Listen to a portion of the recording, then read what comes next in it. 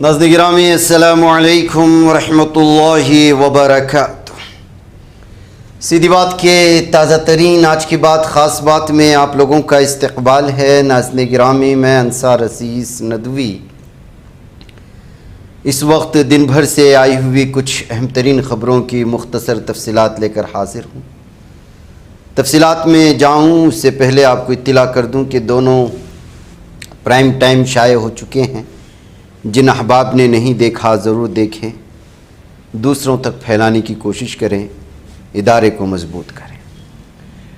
ناظرین گرامی، پہلی خبر، صفا بیت المال شاخ ساگر کی جانب سے 5 اسکولوں کے 150 مستحق طلباء میں نوٹ بکس تقسیم کیے جانے کی خبر پہنچائی گئی ہے۔ 40 ضرورت مند غریب طلباء و طالبات کے لیے یونیفارم کا بھی نظم کیا گیا۔ چند بچوں میں سر ڈھانپنے کے لیے اسکارف اور ٹوپیاں بھی دی گئی۔ اس تقسیم کے موقع پر جناب الحاج مقبول احمد صاحب اور امداد العلوم صفا کے اراکین میں جناب ارشاد علی خان صاحب اور جناب کے بادشاہ صاحب، سیکریٹری عبد المحسن صاحب، انجم علی خان، اسد اللہ خان، EMH افسر وغیرہ رہے۔ دیگر اسکولوں میں تقسیم کے اس موقع پر حافظ شفیع اللہ صاحب بھی موجود رہے، اور جو کہ مدرسہ امداد العلوم کے محتمم ہیں۔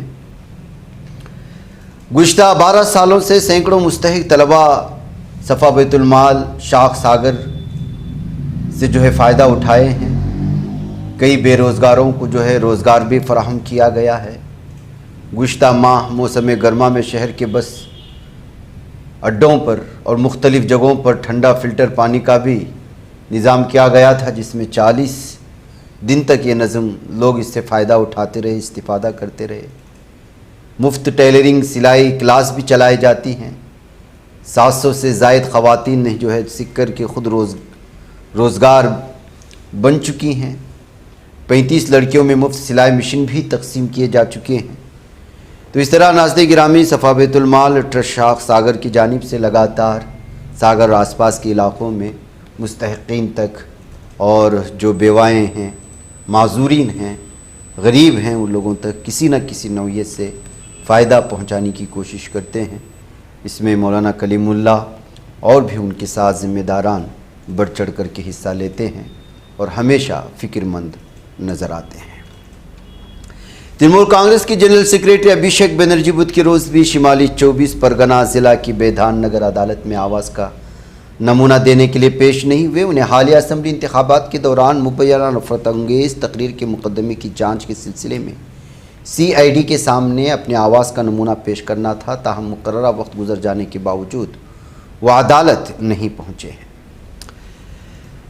E20 یعنی 20% ایتھنول ملا پیٹرول کی استعمال پر جاری بحث کے درمیان عام آدمی پارٹی کے قومی کنوینر اروند کیجریوال نے ملک کی 29 آٹو ساز کمپنیوں کو خط لکھ کر مطالبہ کیا ہے کہ وہ پرانی پیٹرول گاڑیوں میں اس ایندھن کے استعمال کے بارے میں اپنا واضح اور تحریری موقف عوام کے سامنے رکھیں۔ انہوں نے کہا کہ صارفین کے ذہنوں میں موجود شکوک و شبہات دور کرنا کمپنیوں کی ذمہ داری ہے۔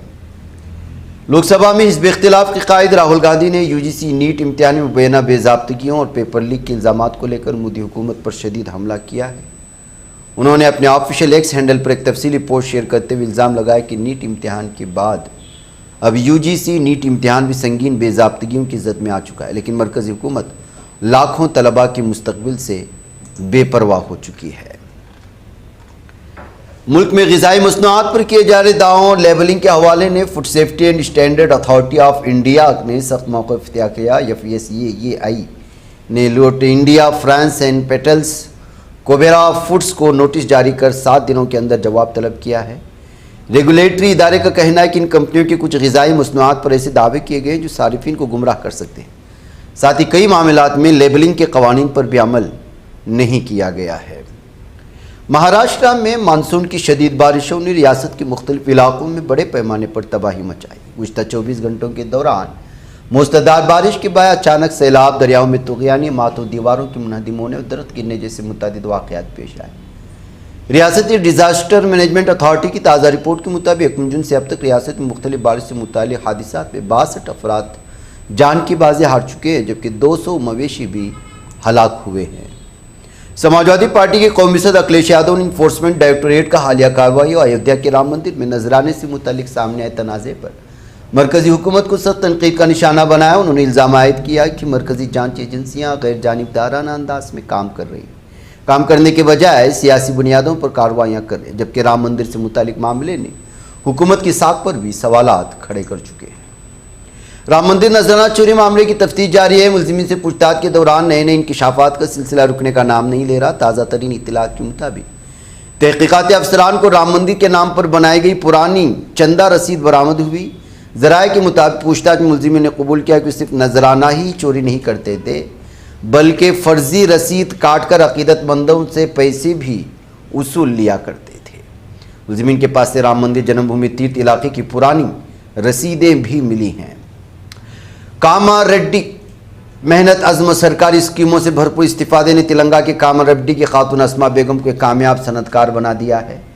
ज़िला कलेक्टर ने गांधारी गांव में चमन चावली खवातीन संगम की रुकन अस्मा बेगम के ज़ेर इंतज़ाम बेकरी यूनिट का दौरा करते उनकी कामयाबी को खवातीन की खुद किफ़ालत की बेहतरीन मिसाल करार दिया। शोर के साथ इख्तिलाफात के टीवी चैनल पर नशर होने वाले मुबाहसी प्रोग्राम के ज़रिए हल करने की उम्मीद में हैदराबाद आने वाली खातून के साथ दो अफराद ने मुबैना तौर पर जिनसी ज़्यादती की है। ये वाक़या महाकाली पुलिस स्टेशन हदूद में पे पुलिस की महबूबाबाद के एक तांडा से ताल्लुक़ खातून की 9 साल कबल ससला के रहने वाले शख्स से शादी, उनका एक 7 साल बेटा है। कुछ दिनों से दोनों के दरमियान झगड़े होते, जिसके बाद 3 दिन पहले वो खातून अपने मैके चली गई थी। मामला मुबाहसी प्रोग्राम टीवी तक पहुँच गया। इसी दरमियान में सिकंदराबाद रेलवे स्टेशन पहुँची तो वहाँ 2 लोगों की जानिब से उसके साथ ज़्यादती करने के इल्ज़ाम लगे हैं। इन्फोर्समेंट डायरेक्टोरेट की कार्रवाई ने एक बार फिर मगरबी बंगाल की सियासत में हलचल मचा दी। मरकजी तफ्तीशी एजेंसी तृणमूल कांग्रेस के फंड से मुतालिक मुबैना मनी लॉन्ड्रिंग केस में बड़े पैमाने पर छापे मारे। तहकीकात उन बैंक खातों पर मरकूज है जिनके पास मुबैना पर तकरीबन 440 करोड़ रुपये जमा है। मरकजी सिक्योरिटी फोर्सेज की मौजूदगी में ईडी की कई टीमें रियासत भर में मुख्तलिफ मकामात पर छापे मारती घूम रही हैं। दिल्ली की रोहिणी सेक्टर 16 में बड़ा हादसा पेश आया। ज़ेर तामीर कसी मंजिला इमारत अचानक मुनहदिम हो गई। बताया जाता है हादसे के वक्त काम जारी था, जिसकी वजह से कई लोगों के मलबे तले दबे होने का खदशा है। मलबे के नीचे से मदद के लिए चीखों की आवाज़ भी सुनाई गई। भारत नेपाल सरहद पर उस वक्त सनसनी फैल गई जब यूक्रेन से ताल्लुक़ रखने वाली गैर मुल्की खातून को बगैर दस्तावेजात के नेपाल में दाखिल होने की कोशिश करते हुए गिरफ्तार कर लिया गया।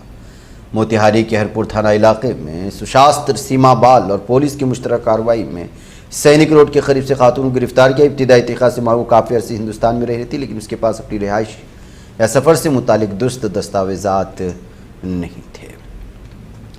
ईरान और अमेरिका के दरमियान कशीदगी एक बार फिर शिद्दत इख्तियार करी। ईरान के वज़ीर ख़ारिज अब्बास अराग़ची ने अमेरिका पर जंगबंदी से मुतल्लिक़ मुफ़ाहमती मुआहदे की खिलाफ वर्जी का इल्ज़ाम आयद करते हुए कहा है कि अमेरिकी हमलों, ईरानी तेल के फ़रोख्त पर दोबारा आयद पाबंदी और लबनान में हिज़्बुल्लाह के खिलाफ इसराइली कार्रवाइयों ने जंगबंदी के माहदे के अहम और बुनियादी हिस्सों को गैर मुअस्सिर बना दिया। इनका मानना था कि ईरान अपनी इलाकाई सालमियत, कौमी खुद मुख्तारी और कौमी सलामती के तहफ़्फ़ुज़ के लिए हर ज़रूरी इक़दाम उठाने का हक़ महफूज रखता है।